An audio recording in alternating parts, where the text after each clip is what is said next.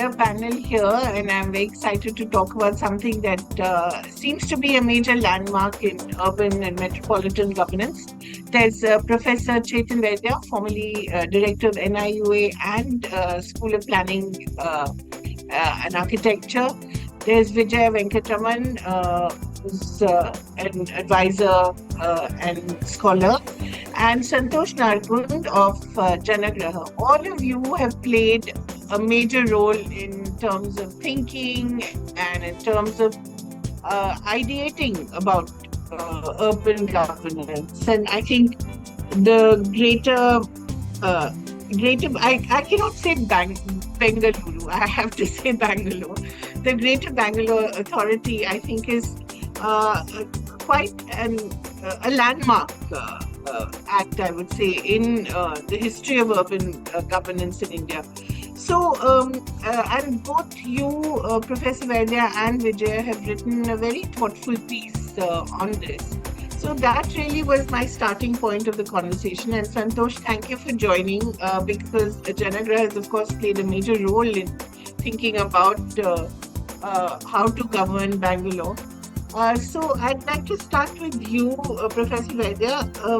The decentralization model that has been suggested in this act talks about these 5 or 6 distinct municipal corporations.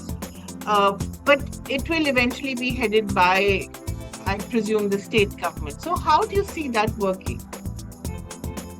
I think let me start with a story just to give you a background of Bangalore. It was 1977 when I first visited Bangalore as a student of planning. And I was amazed. I thought this city is unbelievable. It's a European city. And Brigade Road was something you don't know if you're in India. And we used to call it an AC city at that time.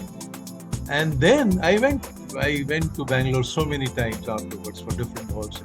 I was closely associated with Karnataka, Urban Infrastructure, Financing Board. But then I went there last year to attend a wedding, family wedding.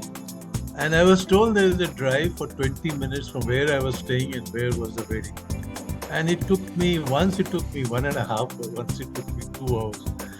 And unpredictable and very, those gentleman figure image of Bangalorean was not there on the road. Rush, fights, quarrels, whatnot. And it completely changed me. What is happening to this city? And we all talk about Silicon Valley of India and whatnot. And it was very unfortunate to see what has happened to Bangalore, what we have done to Bangalore.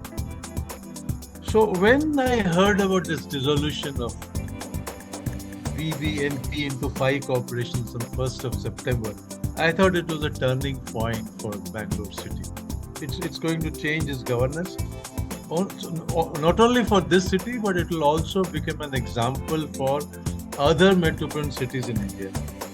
We had this very huge, large urban local body, unwidely, responsible for 197 wards with 27 state assemblies with population ranging from 13 lakhs to 45 lakhs ward-wise and densities as high as 32,000 per square kilometer. And this has been brought out by many people, including this Bangalore Urban Infrastructure Report 2020. So if you look at these problems, when this one single BBMP was trying to struggle to solve the problem, there were other agencies, plenty of them. This was BWSSB, BDA, BMTC, and whatnot. Land Transport Corporation, Rail Transport Corporation, and nobody to coordinate and cooperate and do work together. In that context, splitting this whole BBMP into 5 corporations and bringing them all together under one umbrella, I think that's a very good idea to start with. And it also has been done with some kind of, objections were asked. I'm told that more than 50 people objected to GB Act. Many suggestions were given. There was also a feeling that it will cut the role of municipal corporation in terms of 74th constitutional amendment. The empowerment will not be there. That's why amendment was made to the Act in August last month. which said that GBA will only focus on coordination and other matters and not get into management of the local corporation. Looks like it is an example from Greater London Authority, but it will focus on standards and deliver different services, and it will coordinate mainly, provide additional funds as required. But what is unfortunate that it will be headed by the Chief Minister and not by an elected metropolitan mayor, not an empowered mayor. So that is where I do not agree with this model. There is going to be a ward committee on the lines of area sabhas, and that would be a very good thing for citizen participation. And let's see how does this happens in the at the ground. We need to see it. There are good examples of decentralization in Kerala. There is also example of executive mayor again in Kerala and West Bengal, where there is a mayor in council. I wish we had taken something from this, but the intentions are good. We have to see what happens in the practice in the short and long run. Right. I'd like to bring in Santosh here because, Santosh, the issues that Professor Vaidya has raised, those are things that you're also familiar with, and you are from Bangalore and you work in Bangalore. You know all the perils and problems associated with it. Do you see this actually working out in practice? Yeah, thanks Kaveree for having me, and first of all, very good evening to Professor Vaidya and Ms. Vijaya. I'm meeting for first time on this program with you. Oh, both. Well done. I'm glad I brought you all together. Yeah, I've been reading on and off, but meeting in person first time. So how it will work out on ground is what is the question you asked me.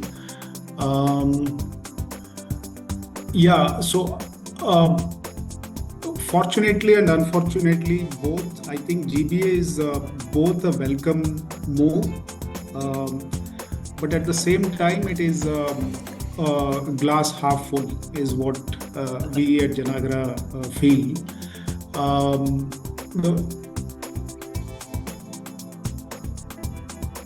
The Greater Bengaluru Governance Act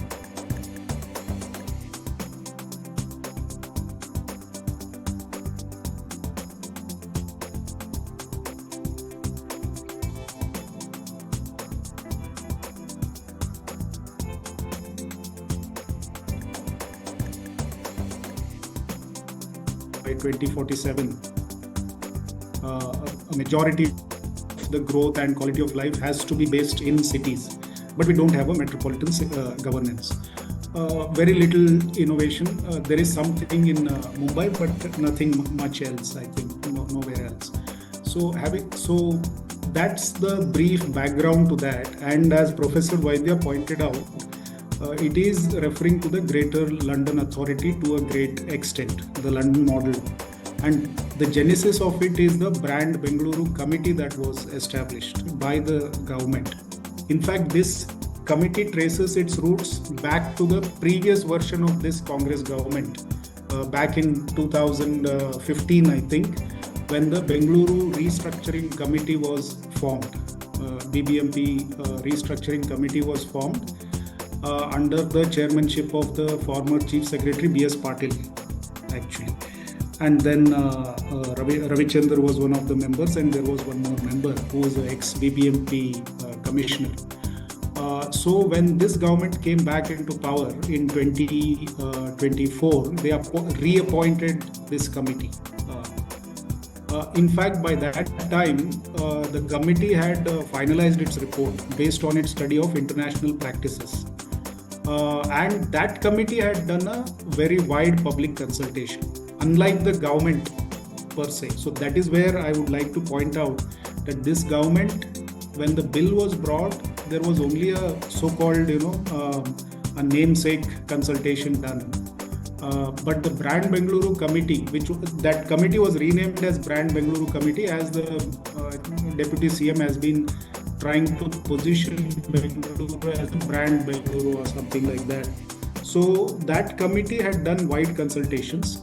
Civil society's inputs were taken, including Janagraha and all had provided substantial inputs to that.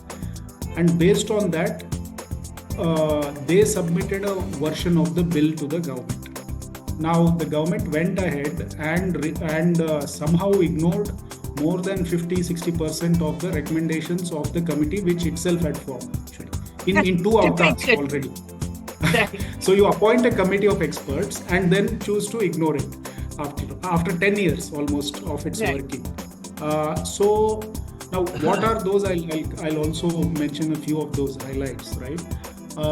So that is how it happened, and then that version of the bill was brought, and that was referred to the Joint Select Committee of the Assembly of the Legislature. Now they took almost 6 months, but they hardly did any public consultation. Even we represented, we tried to bring back those provisions which were dropped from the Brand Bengaluru Committee's recommendations, but hardly anything happened. If anything, maybe just 5% of those inputs were considered. So that's the background to that. Now coming to whether this thing will work. Now what are the good things? One is that we have a model for metropolitan governance. Howsoever, whatever be the limitations, but you have a model to take it forward, both for Bangalore as well as for the rest of the country. To govern large cities, metropolitan cities, where it is impossible to have a single city corporation, with or without parastatals actually, right? So that is point number one. The second is that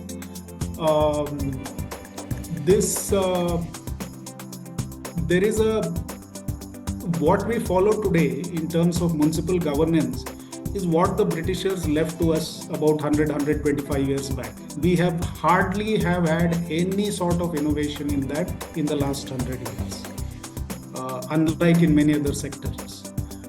So the reforms are long overdue. The 74th Amendment did not do even an iota of innovation.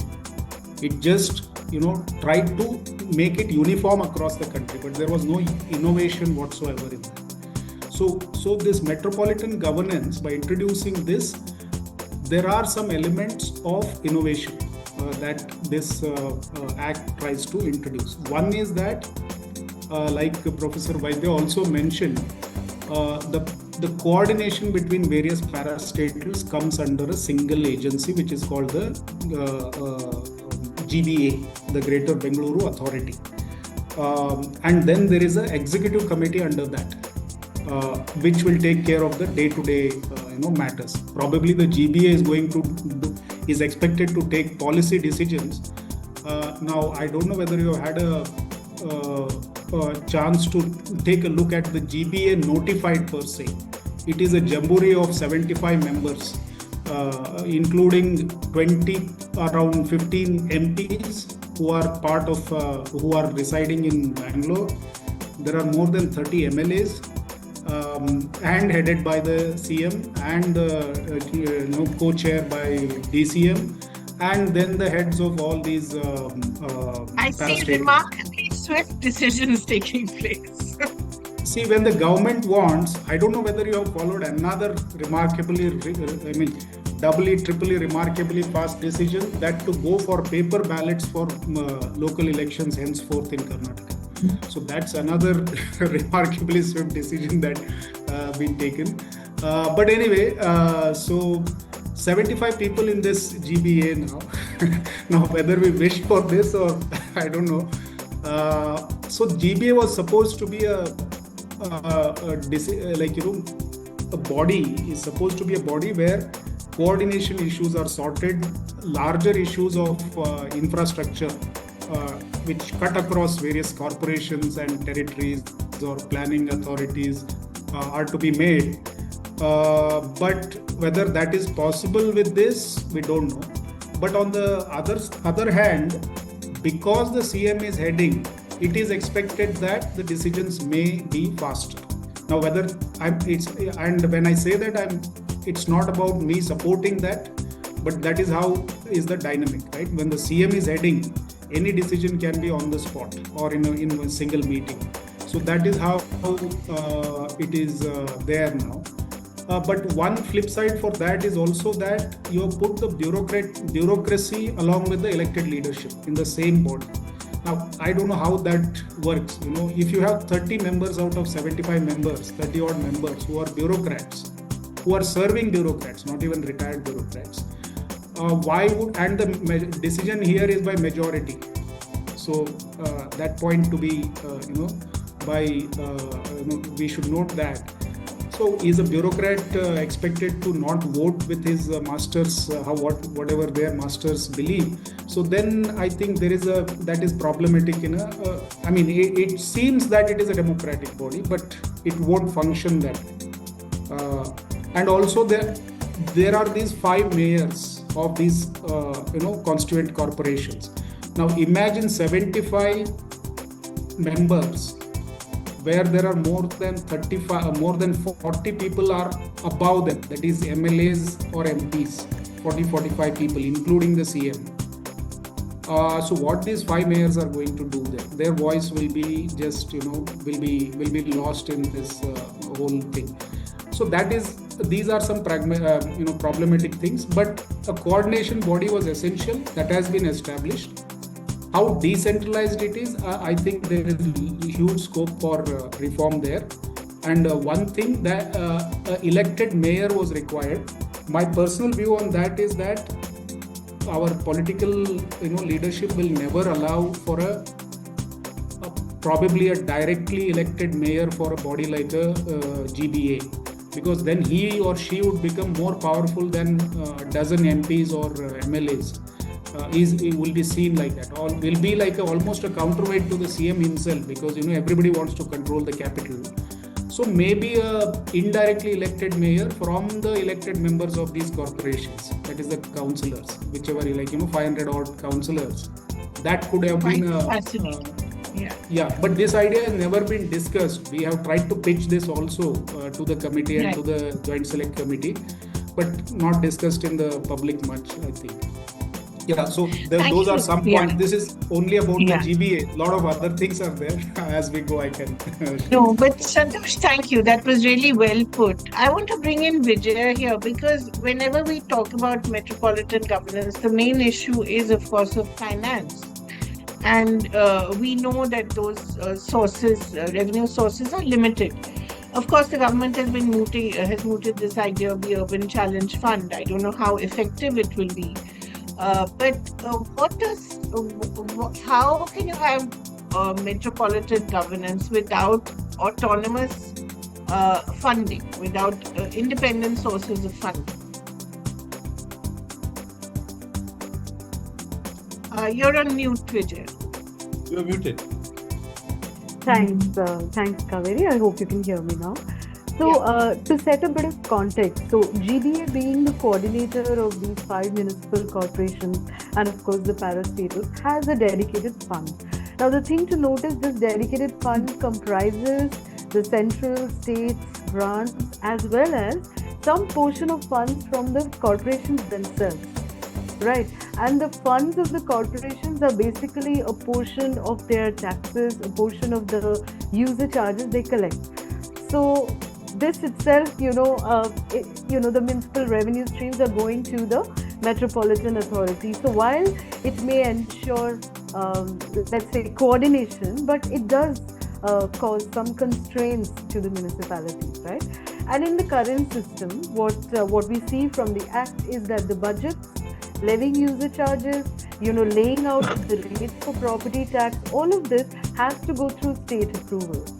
So it's not that the municipalities, the municipal corporations can take independent decisions on this, right? And something like property tax, it's really like the backbone of municipal finance. A city like Bangalore, I think about 30% of their own source revenue from last year was from property tax. So they should obviously have the control, on this. And then to like, I know these e-khatas are progressing, but to use, GIS mapping to be able to increase the coverage, to improve their collection, to revise exemptions that there are, to include incentives, annual revision, all of this, it requires a measure of autonomy, which this particular system right now does not possibly allow. Similarly to levy user charges, right, to at least recover some of the operating costs. Again, they have to go through the state for this. And this study that Professor Vaidya was mentioning, the Urban Infrastructure 2020 study, it estimates that Bangalore would require something like 65,000 crores over the next 5 years to meet its investment requirements, infrastructure investment requirements. So, until and unless the local bodies take charge of this, capital financing will also be a challenge.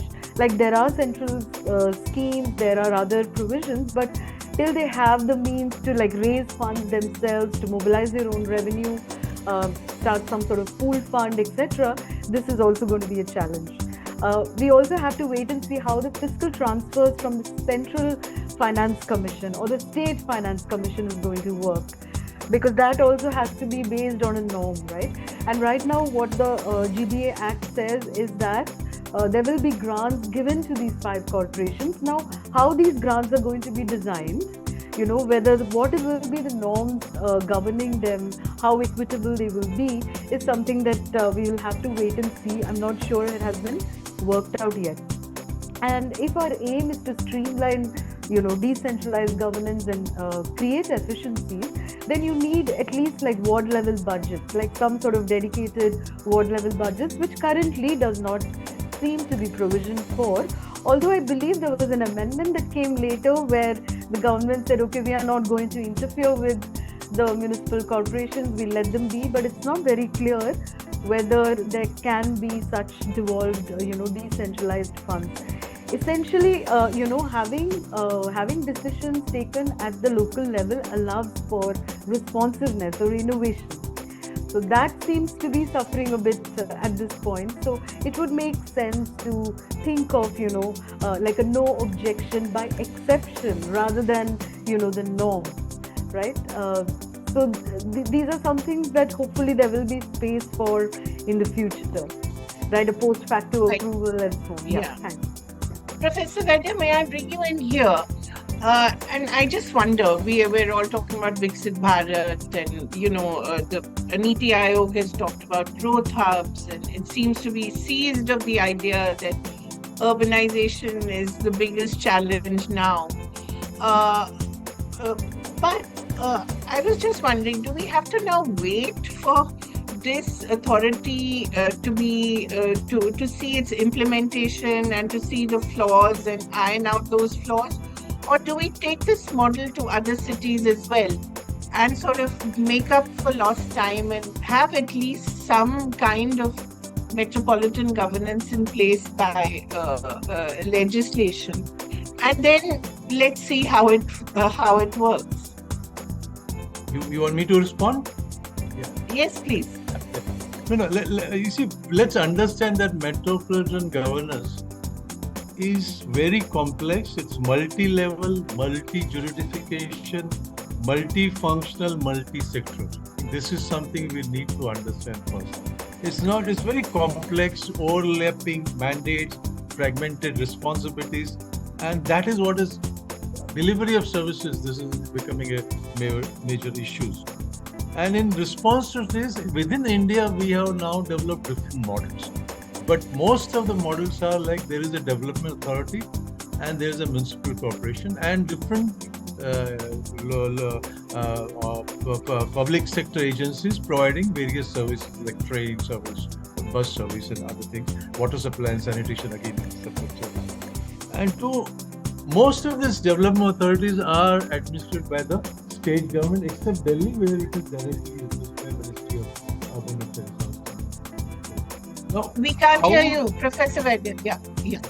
Most of these development authorities are governed by the state governments, except Delhi, where this is governed by the Ministry of Urban Affairs. DDA is directly governed by the Ministry of Urban Affairs.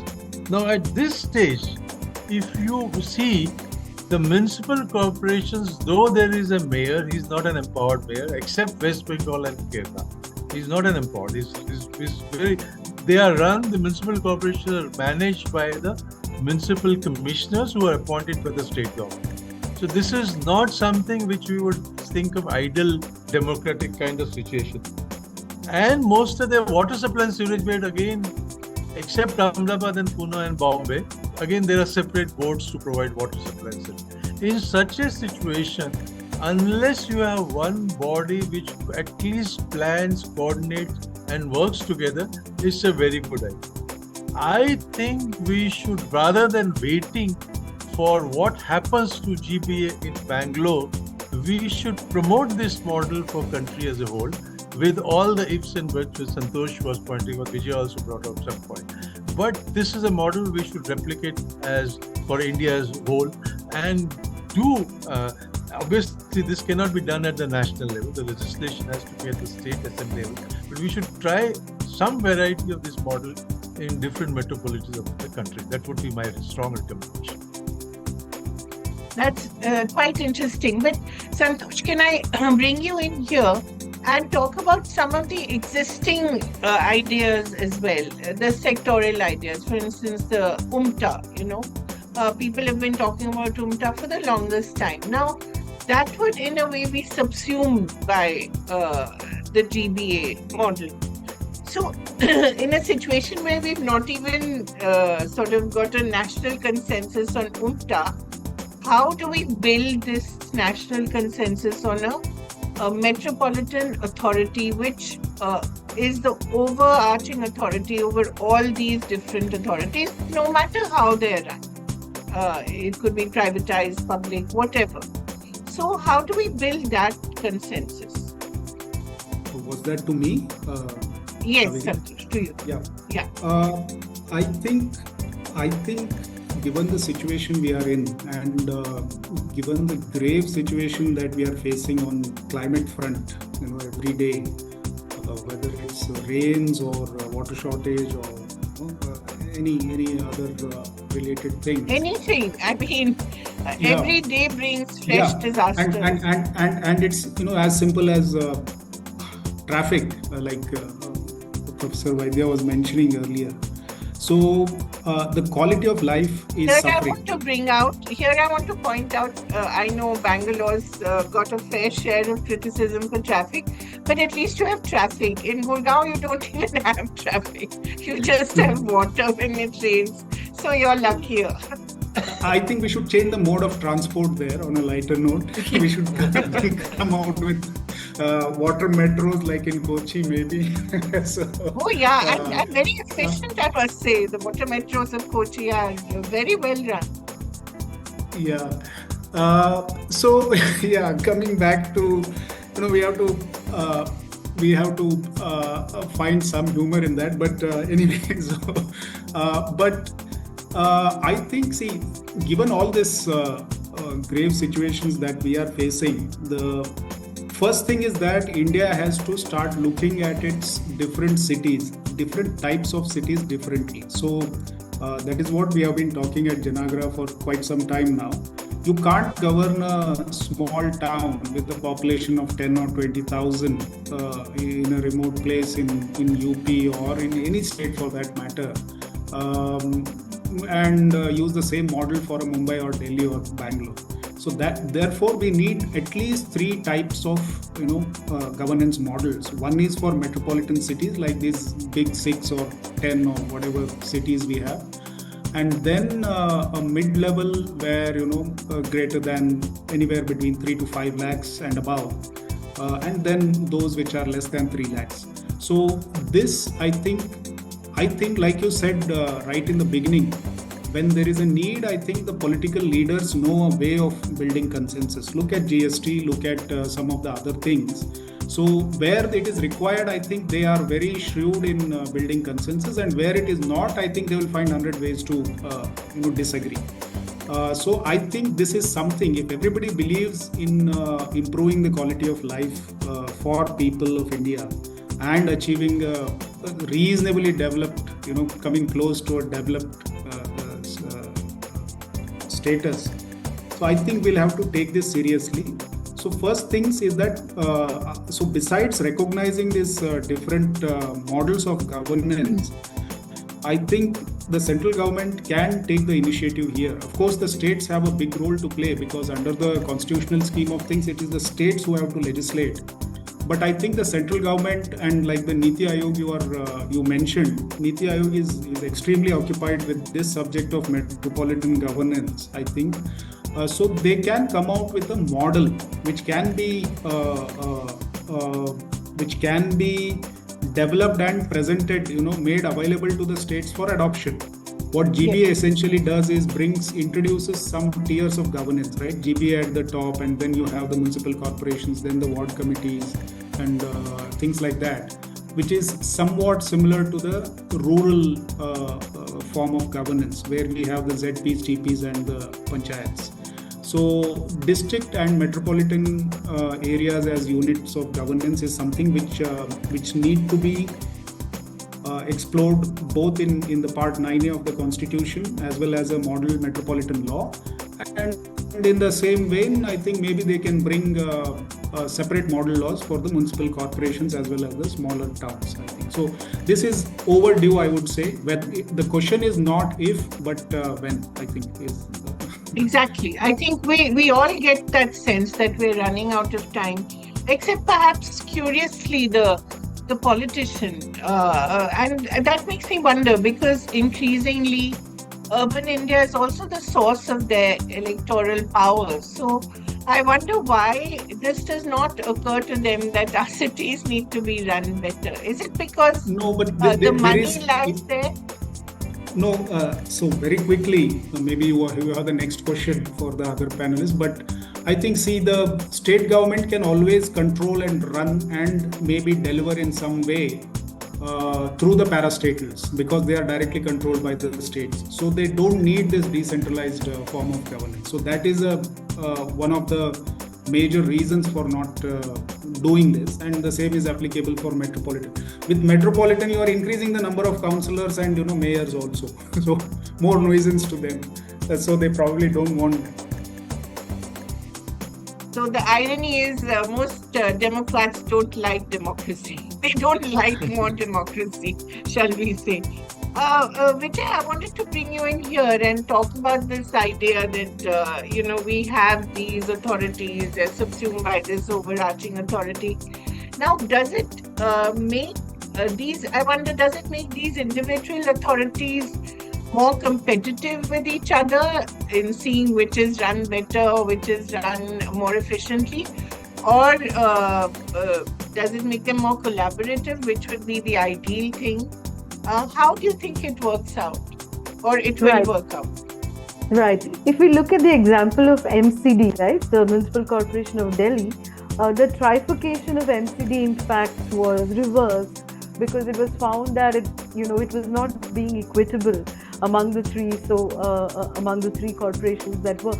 So I think this gives us some lessons to apply in Bangalore, because here again the baseline is very unequal, right? Like what Professor Vaidya mentioned earlier, you have population 13 lakh, you have various densities, you also have areas that are richer, right? Like for instance, an area like Mahadevpura collects much more property tax than any other. So GBA has this role to ensure some equitability between the 5 corporations for now.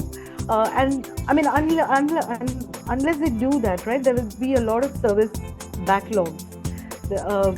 As I mentioned, the requirement is very high. The service delivery is rather suboptimal. So in order to attain, let's say, a common minimum program, some minimum service standards that all the 5 corporations has to follow, GBA certainly has a role in trying to ensure that, I think. And structured competitions, I think, can work well. For example, the Swachh Sarvekshan, which is used in sanitation and waste management, that has proved to be quite a good example of, motivating or stimulating interest. So just by introduction of certain parameters, you have cities taking interest in working on that. So structured sort of competitions, not not for absolute numbers, like if you have things like who collected most property tax, obviously that's not it, but it'll be more based on the effort and the innovation, how much progress you've made on service levels, on poverty, on mobility, for example. So I think it could certainly help to have a sort of slight competition where the top performers can be given some sort of bonus, but also municipalities that are lagging behind can have some targeted support as well. Professor Vaidya, you've been studying this field for the longest time. If I were to ask you to give me, what Santosh was talking about, 3 kinds of models, would you have three types, 3 cities which you think have been doing interesting, innovative work in these 3 categories, which we could look at as the models, just apart from GBA? Right. I would personally still think Bombay, with all its limitations, is doing a good job. Really? Because Bombay. With the kind of digging up that's going on now, which could have been avoided, I think. The Municipal Corporation of Bombay, with all its limitations, is doing a good job. And I feel that putting all the services with one responsibility for one corporation is a very good idea, which is also the model for Pune and Ahmedabad. So that would be my ideal thing. If you come down, my favorite example would be Surat and Indore. I think these are 2 cities which are doing wonderful work. Surat and Indore would be my 2 examples, which all said and done have set up examples of what good cities could be. I would not take the name of Ahmedabad because Ahmedabad is highly supported by the state government and now with the national government or whatever it is. But I would say Surat and this Indore would be 2 examples which are doing excellent work, and that is what we need to replicate. Particularly simple thing like what Vijay was mentioning about ranking for clean cities. Both these cities have competed with each other, and they have made every citizen proud. Surat in the past, after the plague, and now in present situation, both are proud of how the city is being kept together and maintained. And they are taking different parts of cleanliness in different aspects, including now issue of bonds and how to bring it. So that would be my second thing. When it comes to small, there are very small examples. I am not able to immediately remember some, but there are some very interesting small things where they are run by either a good commissioner or a good mayor, president of the town, I would call it. But whatever it is, what you need is a local champion. I think that is the thing. If there is a local champion who owns these reforms, who owns this improvement, and who is ready to go to the people and say that we need to do this. There's not many things. Just clean is what clean. This would be one very good example. And that is what is not happening. We are trying to do so many things at the same time, and that is what is not happening. So I would say local champion would be a good idea to promote for our cities.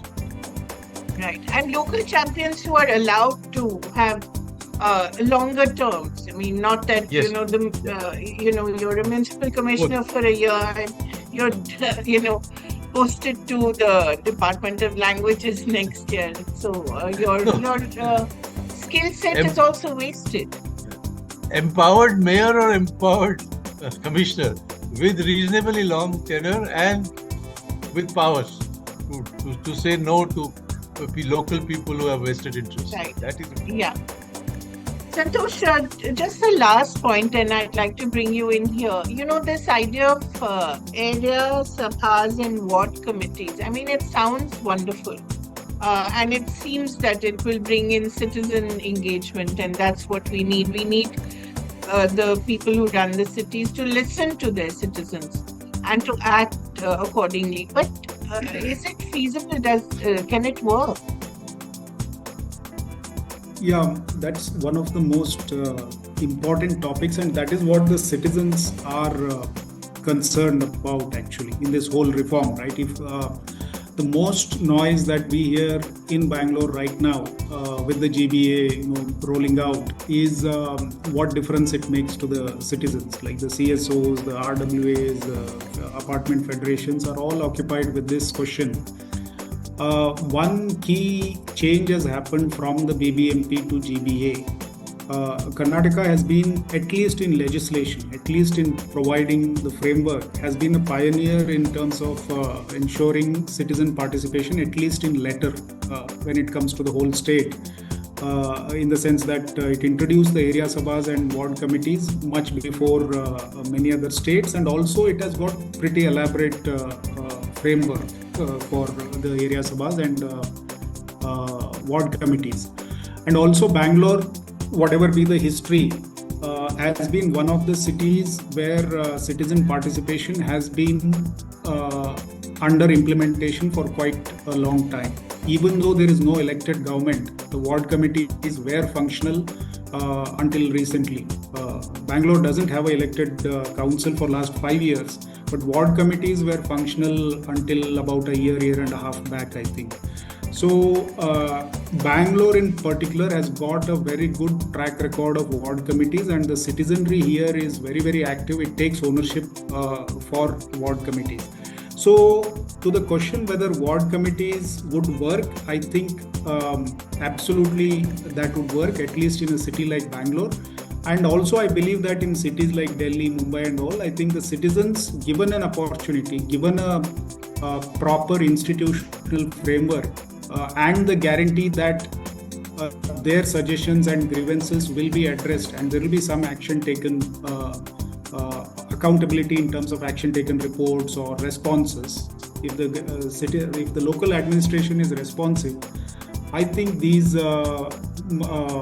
platforms will definitely work. And one of the very good examples has been in Kerala, the local planning, and there are some examples from Bhuj and other places also where this has succeeded. I think what is lacking is the government has been found lacking in providing these institutional platforms. A, B, providing them with funds. Like Vijaya was mentioning, we have recommended that under the GBA, 25% of the funds of the corporation must be allocated to the ward committees. So unless there is fund, people would not be interested. And what will the people come and do there after all, right? If you're not provided funds, it becomes like a grievance redressal, another forum. So, and where there is no accountability. No one to pay even for chai and biscuit. Yeah. So in fact, in that sense, the Chennai Corporation, the Greater Chennai Corporation has done a very good work, where the area sabhas are provided with the chai biscuit ka budget actually for every quarterly meeting. No, even that matters a lot because because people many a times people either take a half day leave or daily wager would give up his that many hours of wages to come there.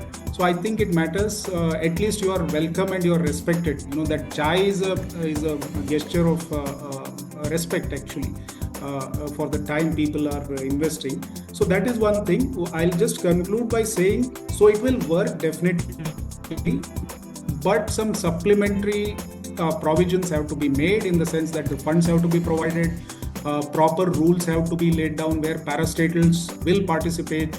Like, the typical, like you said, any parastatal will dig, the other person will make the roads and another parastatal will come and dig there, or there is no coordination. So if all the parastatals are mandated to be, their representatives are mandated to be in these citizens forums, lot of coordination issues can be taken care at the ward level or the community level.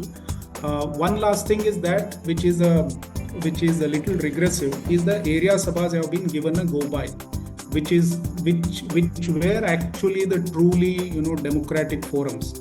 Ward committees is just 14 people in the new setup. In a ward of 20, 30, 40,000 people in a big city like Bangalore, 14 people is too less for a ward committee. Whereas area sabhas, which are like multiple bodies across the wards, any citizen who is a voter in that area could participate. So I think by by dropping the area sabhas, it is a setback for decentralized participatory governance, I think, in that way. But even then, that can be salvaged if proper rules are made for ward committees, funds are allocated, and even those citizens those residents who are not members of ward committees are given some, there is a provision for them to attend as is currently provided for. I think it will at least make up for. So it need not be in letter, but in spirit it can be more inclusive, I think. So that way it can be. I'd just like to conclude by requesting all of you scholars, you write, to make more noise about these issues, which is what we also are trying to do at the Infravision Foundation. At least let's have more conversations around these ideas, because we only hear of civic governance when there are disasters, or when there's when things don't work. But let's have more conversations on how to make these things work, even in peacetime, so to speak, not just in wartime. So I'm really happy that all of you agreed to do this, and I hope we get to do more such conversations. There's so many aspects that we discussed today which I think deserve a closer look. So thank you all of you very much. If there's any point that any of you would like to make, please do go ahead. Professor Vaidya, Vijay? Well, I think we could make good use of the digital platforms that are available.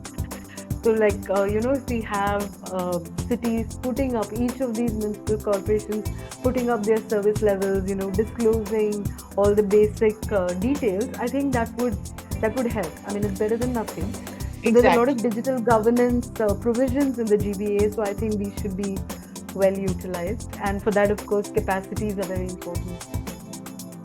It's Professor first good step forward. I think we'll have to make it work. I'll put it right. Santosh? No, I don't have anything further. So we hope that there will be some good implementation now.